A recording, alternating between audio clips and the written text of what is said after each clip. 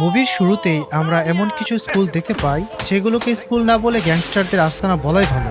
এখানকার বকাটে ছাত্ররা পড়াশোনা তো করেই না, উল্টো পুরো স্কুলে ত্রাসের রাজত্ব কায়েম করে রেখেছে। কারো সারা শরীরে ভয়ঙ্কর সব ট্যাটু, কেউ খোদ শিক্ষকের সামনে বুক ফুলিয়ে গাঁজা ফুঁকছে, আবার কেউ সোশ্যাল মিডিয়ায় মিথ্যা ভিডিও বানিয়ে শিক্ষকদের জীবন ধ্বংস করে দিচ্ছে। এদের গুন্ডামি এতটাই ভয়ঙ্কর যে এরা নিরীহ ছাত্রদের কুকুরের মতো গলায় দড়ি বেঁধে পুরো স্কুল ঘোরায়। সাধারণ স্টুডেন্ট তো দূর, খোদ শিক্ষকরাই এদের জমের মতো ভয় পায়। এদের অকথ্য অত্যাচারে যখন নিরীহ ছাত্র আর শিক্ষকরা বাধ্য হয়ে নিজেদের জীবন শেষ করে দিচ্ছে, তখন সবাই ভেবেছিল এই শয়তানদের বোধহয় আর কেউ কিছু করতে পারবে না। কিন্তু কথায় আছে না, শয়তানকে শায়েস্তা করতে একটা বড় শয়তানের দরকার হয়। আজ যে বখাটে ছেলেগুলো অহংকারে বুক ফুলিয়ে দাদাগিরি করছে, কারো বিন্দুমাত্র ধারণা ছিল না যে এইসব স্কুলে এমন একজন টিচার এন্ট্রি নিতে চলেছে যে কোনো সাধারণ মাস্টারমশাই নয়, বরং গুন্ডাদের আসল জম, একজন ভয়ঙ্কর এক্স মিলিটারি ম্যান। কিন্তু প্রশ্ন হলো, একটা স্কুলের টিচার হয়ে সে কিভাবে এই ভয়ঙ্কর গুন্ডামি থামাবে? আর যে বখাটেগুলো নিরীহ ছাত্র আর শিক্ষকদের সবসময় জঘন্যভাবে অপমান করছে, আমাদের এই সুপার টিচার তাদের সাথে ঠিক কি করবে? চলো সেটাই জানা যাক। এদিকে গল্পের বর্তমানে ফিরে আসি। আমরা গিয়ংমিন নামের এক হাই স্কুল ছাত্রকে দেখতে পাই। প্রতিদিন সকালে ঘুম থেকে উঠে স্কুলে যাওয়ার কথা ভাবলেই ভয় তার গা শিউরে ওঠে। সে মনে মনে প্রার্থনা করে, ইস, যদি এমন কিছু একটা হতো যাতে আমাকে আর স্কুলে না যেতে হতো, অথবা রাস্তায় আমার কোনো একটা অ্যাক্সিডেন্ট হয়ে যায়। আসলে গিয়ংমিন মৃত্যুকে যতটা না ভয় পায়, তার চেয়েও বহুগুণ বেশি ভয় পায় স্কুলে যেতে। আজ স্কুলে পৌঁছাতেই তার চোখে পড়ে এক ভয়ঙ্কর দৃশ্য। তারও এক সহপাঠীর দেশক স্কুলের ছাদ থেকে লাফ দিয়ে নিজের জীবন শেষ করে দেওয়ার প্রস্তুতি নিচ্ছে। কিন্তু কেন? এর পেছনের কারণটা কি? চলো জেনে নেই। একদিন ক্লাসে শিক্ষিকা পড়াচ্ছিলেন, কিন্তু সেই ক্লাসেই টনি নামের এক চরম উশৃঙ্খল ছেলে ছিল, যার বাবা একজন অত্যন্ত প্রভাবশালী রাজনীতিবিদ। বাবার ক্ষমতার দাপটে সে ক্লাসের কাউকে, এমনকি শিক্ষকদেরও বিন্দুমাত্র তোয়াক্কা করতো না। সেদিন শিক্ষিকা যখন পড়াচ্ছিলেন, টনি তা না শুনে নিজের মতো ইউটিউব দেখছিল। শিক্ষিকা তাকে নিষেধ করায় সে চরম বেয়াদবি করে বলে ওঠে, আপনার তো পড়াতে আসে না, আমার সাথে ফালতু বকবক করবেন না, যা নিজের কাজ করুন গিয়ে। পাশেই বসে থাকা দেশুক টনির এই চরম বেয়াদবি মেনে নিতে পারে না। সে রাগে ফেটে পড়ে টনিকে একটা সজোরে ঘুষি মারে এবং বলে, তুই তোর এই জঘন্য স্বভাব থেকে কবে বের হবি? নিজের বাবার ক্ষমতার জোরে এত লাফাস, তাই না? কিন্তু দেশুকের এই সাহসিকতাই ছিল তার জীবনের সবচেয়ে বড় ভুল।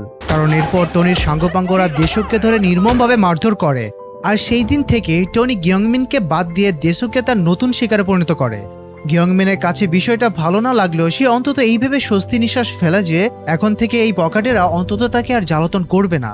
এরপর টনি দেশুকে কুকুরের মতো গলায় দড়ি বেঁধে পুরো স্কুল ঘোরায় এবং সবাইকে বলে বেড়ায়, আজ থেকে এই হলো স্কুলের নতুন কুকুর। গিয়ংমিন এসবের অভিযোগ জানাতে শিক্ষকদের কাছে ছুটে যায়, কিন্তু সে গিয়ে চরম হতাশার সাথে জানতে পারে স্কুলের সব শিক্ষকই টনির এসব কুকীর্তি সম্পর্কে জানে, কিন্তু তারাও টনিকে জমের মতো ভয় পায়। টনি এবং তার বন্ধুরা দেশুককে এতটাই মানসিক ও শারীরিকভাবে নির্যাতন করে যে ছেলেটা বাঁচার সব ইচ্ছাশক্তি মরে যায়। আর এই যন্ত্রণার শেষ টানতেই আজ সে ছাদ থেকে লাফ দিয়ে নিজের জীবন দিয়ে দিল। এই মর্মান্তিক ঘটনার পর স্কুলে পুলিশ আসে এবং টনিকে ধরে নিয়ে যায়। গিয়ংমিন ভেবেছিল এবার হয়তো সব ঠিক হয়ে যাবে, কিন্তু অবাক করার বিষয় হলো, পরের দিনই টনি বুক ফুলে স্কুলে ফিরে আসে। দেশুকের মৃত্যুর পর সে আবার গিয়ংমিনকে আগের মতো নির্যাতন করতে শুরু করে।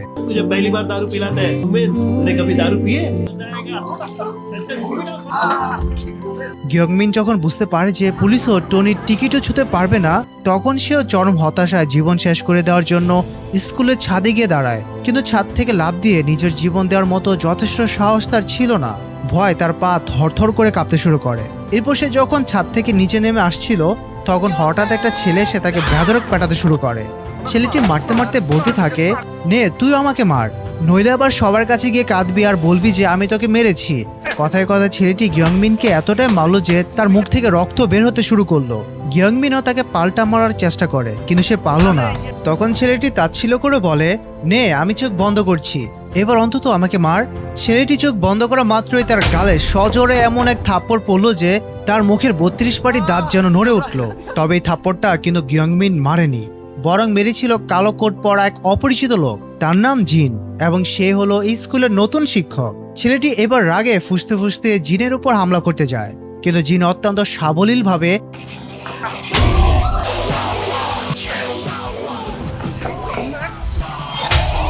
তাকে আরো 2-4টে থাপড় বসিয়ে দেয়, যার চোটে ছেলেটা মুহূর্তের মধ্যে অজ্ঞান হয়ে মাটিতে লুটিয়ে পড়ে। উপস্থিত সব ছাত্র অবাক হয়ে ভাবতে থাকে, আরে এই লোকটাকে যে টনির বন্ধুকে এক নিমিষে অজ্ঞান করে দিল। ঠিক তখনই সেখানে টনি হাজির হয়ে চরম উদ্ধতের সাথে বলে, কোনো শিক্ষক ছাত্রদের গায়ে হাত তুলতে পারে না। এই তোরা সবাই এর ভিডিও করতো।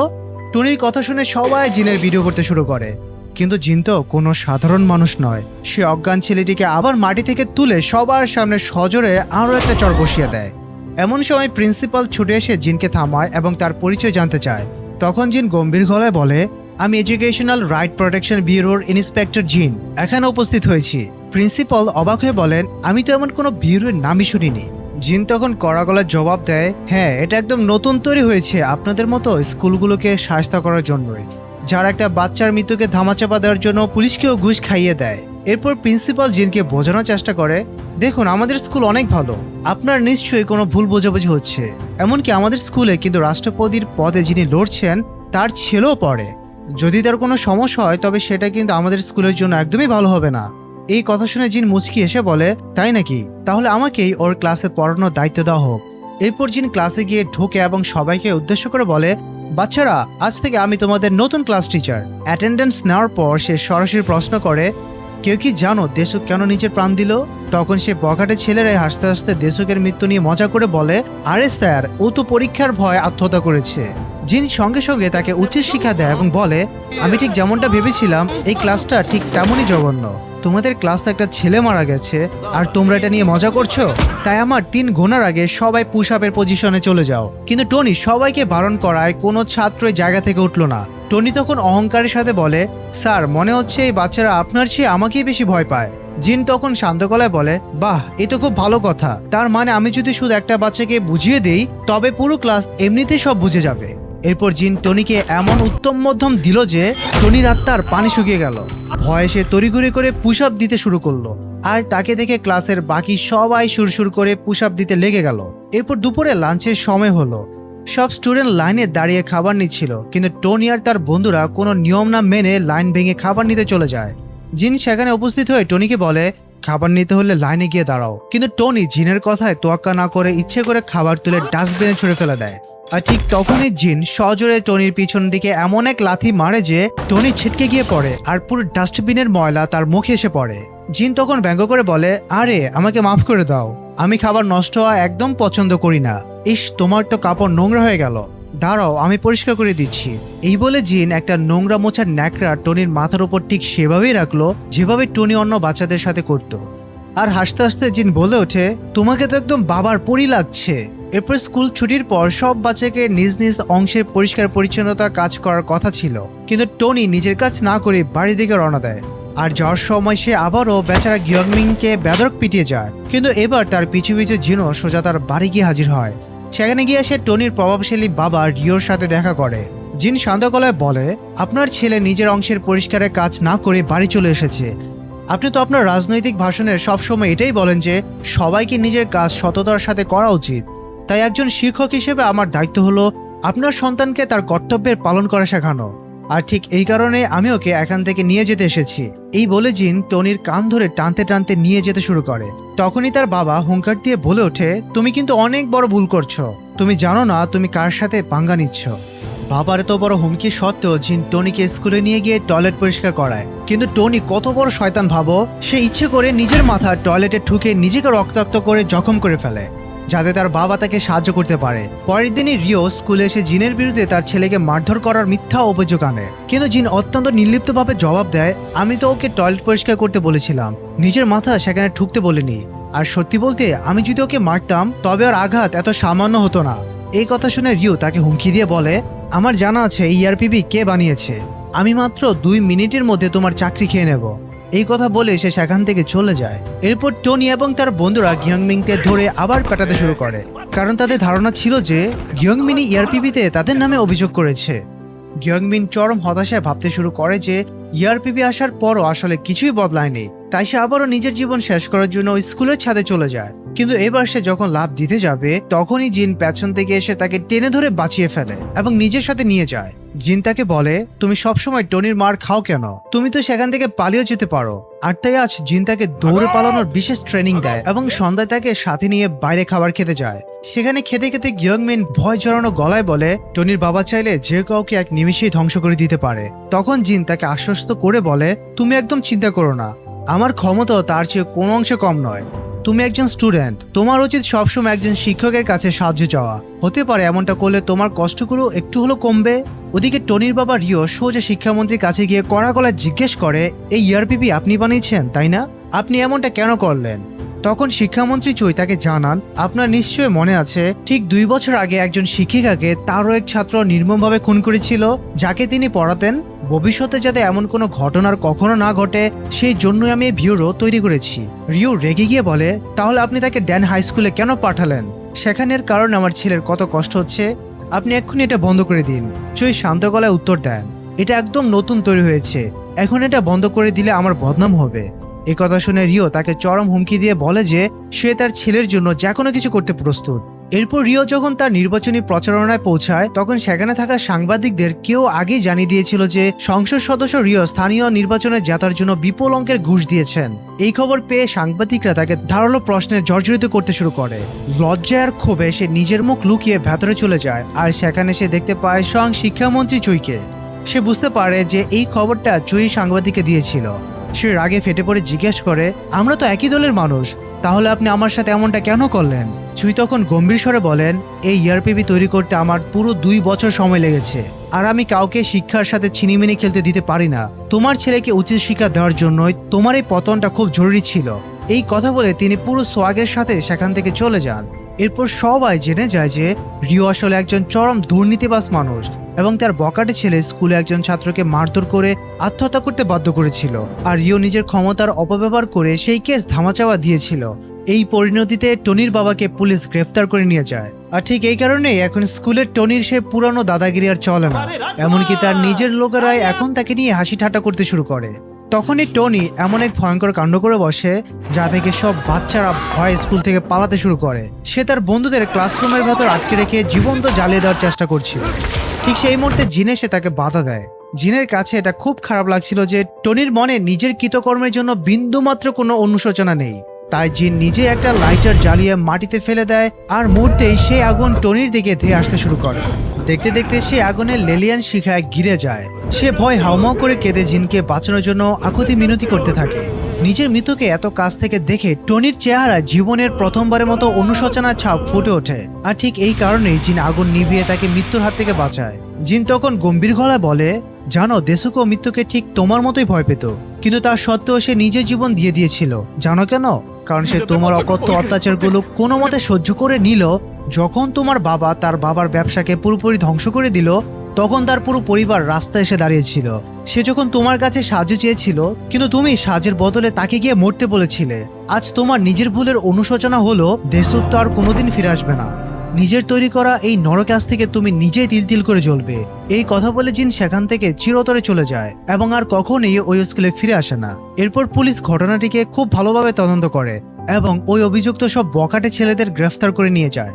এরপর চই এবং জিন পাহাড়ের চূড়া একটি মেয়ের সমাধির কাছে যায়। তারা দুজন এসে সমাধিতে ফুল দেয় এবং অত্যন্ত ব্যথিত হৃদয় নিয়ে দাঁড়িয়ে থাকে।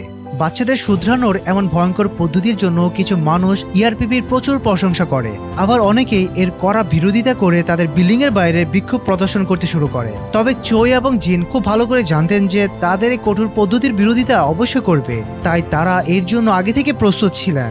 এরপর চই মিডিয়ায় নানা প্রশ্নের জবাব দিতে গিয়ে বলেন, কোরিয়ার শিক্ষা ব্যবস্থা দিন দিন ধ্বংসের দিকে এগিয়ে যাচ্ছে। বাচ্চারা স্কুলে পড়াশোনা করতে যায় না, বরং সেখানে তারা বাজি ধরা, জুয়া খেলা আর নেশা করার মতো জঘন্য কাজে নিজেদের মূল্যবান সময় নষ্ট করছে।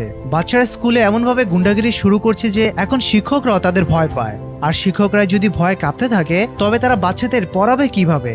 এখনো এমন অনেক বাচ্চা আছে যারা সত্যি পড়াশোনা করতে চায়। তাই স্কুলগুলোতে শৃঙ্খলা ফিরিয়ে আনার জন্য আমাদের যত কঠোর পদক্ষেপই নিতে হোক না কেন আমরা অবশ্যই নেব।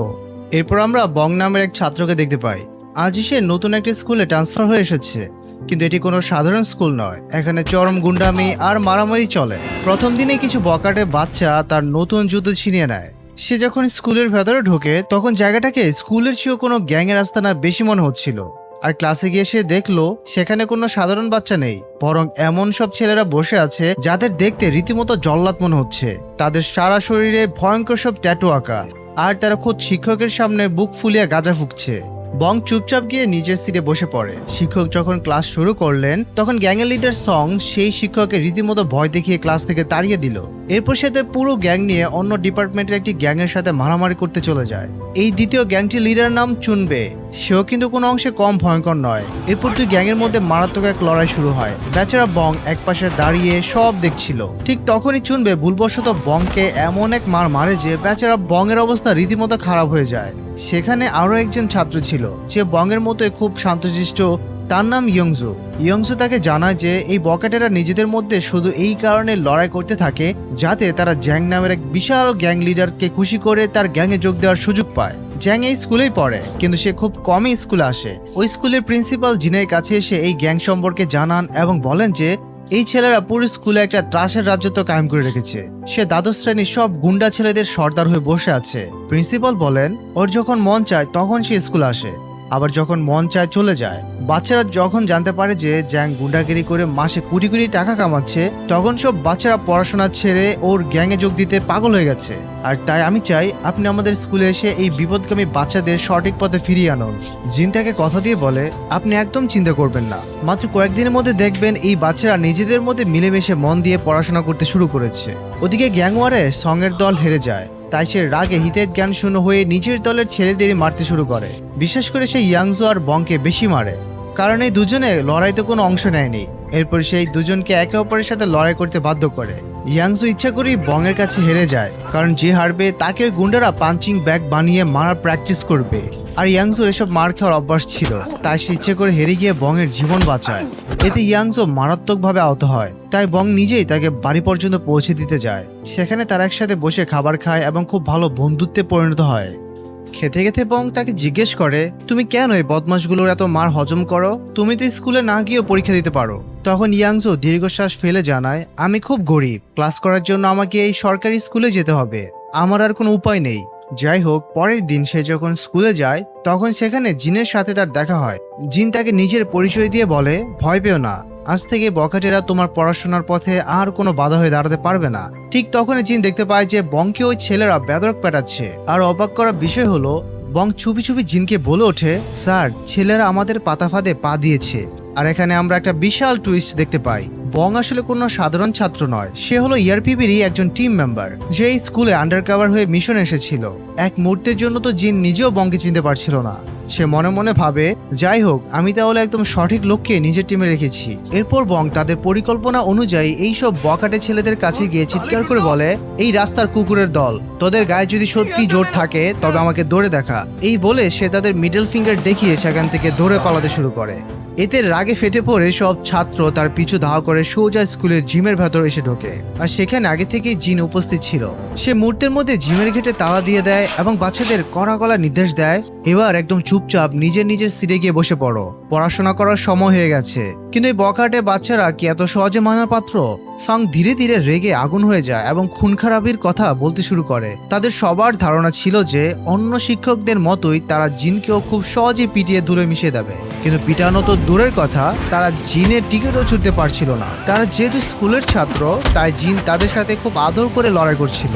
সং আর চুনবে দুজনে মিলে একসাথে হামলা করে, কিন্তু জিনের উত্তম মাধ্যম খাওয়ার পর সব বখাটে একদম সুরসুর করে নিজেদের সিটে গিয়ে বসে পড়ে। তখন জিন তাদের সবাইকে নতুন টাইম টেবিল বুঝিয়ে দেয়, কিভাবে তারা সিলেবাস শেষ করার জন্য এখন দিনরাত এক করে পড়াশোনা করবে। এরপর জিন যেই না অন্য একজন শিক্ষককে ডাকার জন্য পা বাড়ায়, সং আর চুনবে ভেতরে শয়তানের পোকা আবার লাফিয়ে ওঠে। কিন্তু এবার তাদের কপালে জোটে জিনের জবরদস্ত লড়াই। এরপর সেখানে একজন শিক্ষক পড়ানোর জন্য আসেন এবং ইলেকট্রিক কারের ওপর একটি সুন্দর লেকচার দেন। কিন্তু মজার ব্যাপার হলো এই গুন্ডা ছাত্রদের কারোর কাছে কোনো বই ছিল না, তাই জিন তাদের সবাইকে নির্দেশ দেয় যে বোর্ডে যা যা লেখা আছে তা যেন তারা সবাই নিজের হাতে খাতায় লিখে নেয়। কিন্তু এবার চুনবে বাহানা তৈরি করে বলে আমার কাছে তো কোনো কলমই নেই। কিন্তু জিন বাঁকা হেসে বলে তাতে কি হয়েছে, তুমি তোমার নিজের রক্ত দিয়ে লিখতে পারো। চলো রক্ত বের করে আমি তোমাকে একটু সাহায্য করে দিই। এই কথা শোনা মাত্রই আত্মার পানি শুকিয়ে সব বাচ্চা হুড়মুড় করে খাতায় লিখতে শুরু করে, কিন্তু ততক্ষণে লেখার সময় শেষ হয়ে যায়। আর যারা যারা লিখতে পারেনি, জিন তাদের সবাইকে লাইনে দাঁড় করিয়ে চরম ধোলায় দেয়। ধীরে ধীরে এই সব বখারে বাচ্চারা জিনের ভয়ে বাধ্য হয়ে চুপচাপ মন দিয়ে পড়াশোনা করতে শুরু করে। কিন্তু এরই মধ্যে সং দাঁড়িয়ে হঠাৎ বলে ওঠে, এইসব পড়াশোনা আমাদের কোনো কাজে আসবে না। তাই জিন তার কথা মেনে নিয়ে সবাইকে প্র্যাকটিক্যাল কাজ করার জন্য নিয়ে যায়, যেখানে তাদের একটি গাড়ির খুঁটিনাটি সম্পর্কে জানানো হয়। শিক্ষক নির্দেশ দেন, ইলেকট্রিক ডিপার্টমেন্টের ছাত্ররা তোমাদের নিজের কাজ করো, আর মেকানিক্যাল ডিপার্টমেন্টের ছাত্ররা এই গাড়ির ব্রেক ঠিক করো। তখন সং চরম বেয়াদবি করে বলে, আমার দ্বারা এসব ব্রেক টেক ঠিক করা হবে না। এবার জিনের রাগ চরম উঠে যায় যে এই বাদুরগুলো আসলে কিছুই করতে পারে না। সে সং এবং চুনবেকে জোর করে ওই গাড়িতে বসায় এবং তাদের নিয়ে এক ভয়ঙ্কর রেসিং এ বেরিয়ে পড়ে। জিন এতই ভয়ঙ্কর আর রোমাঞ্চকর ভাবে গাড়ি চালাতে থাকে যে ওই দুই গুন্ডা ভয়ে প্যান্ট নষ্ট করার মতো অবস্থা হয়ে যায়। আর বাকি সব বাচ্চা জিনের এই ভয়ঙ্কর ড্রাইভিং দেখছিল, তারা চরম আনন্দে মেতে ওঠে। তারা উল্লাসে ফেটে পড়ে বলে, স্যার আপনি তো একদম মারাত্মক গাড়ি চালান, দেখে মনটা ভরে গেল। ওদিকে বিরোধী দলের নেতা হুয়াং এই বিষয় নিয়ে চরম দুশ্চিন্তায় ছিলেন যে এই এয়ারবিবি সাধারণ মানুষের কাছে খুব দ্রুত জনপ্রিয় হয়ে উঠছে। তাই সে ইন্সপেক্টর জিনের অতীত সম্পর্কে সমস্ত তথ্য বের করার নির্দেশ দেয়। আর সেখান থেকে সে জানতে পারে যে জিন আগে একজন সেনাবাহিনীর স্পেশাল ফোর্সের সৈনিক ছিল, কিন্তু এর বেশি আর কোনো তথ্য তারা জিনের ব্যাপারে বের করতে পারে না। এদিকে স্কুলে ইয়াংজু সবাইকে মন দিয়ে পড়াচ্ছিল, কারণ পুরো ক্লাসে একমাত্র সেই ভালো ছাত্র ছিল। কিন্তু এই কারণে ক্লাসের শেষে সং তাকে একা পেয়ে মারতে শুরু করে। ঠিক তখনই সেখানে জিন উপস্থিত হলে ইয়াংজু সবাইকে অবাক করে দিয়ে বলে, স্যার আসলে ভুলটা আমারই ছিল, আপনি ওদের ছেড়ে দিন। এরপর ইয়াংজু আড়ালে গিয়ে বংকে ধন্যবাদ জানিয়ে বলে, আমি জানি তুমি ইন্সপেক্টরকে খবর দিয়ে এখানে ডেকে এনেছো, তাই না? এরপর রাতের বেলা সং আর চুনবে স্কুলের ওয়াশরুমের জানালা দিয়ে পালানোর চেষ্টা করে, যাতে তারা বস চ্যাংয়ের সাথে দেখা করতে পারে। ঠিক তখনই সেখানে বং চলে আসে, তাই তারা জোর করে বংকেও নিজেদের সাথে ধরে নিয়ে যায়। সেখানে পৌঁছে চুনবে জ্যাংকে বলে, বস স্কুল এক বিশাল বিপদের পাহাড় ভেঙে পড়েছে, নতুন একজন ইন্সপেক্টর এসেছে যে আমাদের সমস্ত কাজে শুধু নাক গলাচ্ছে।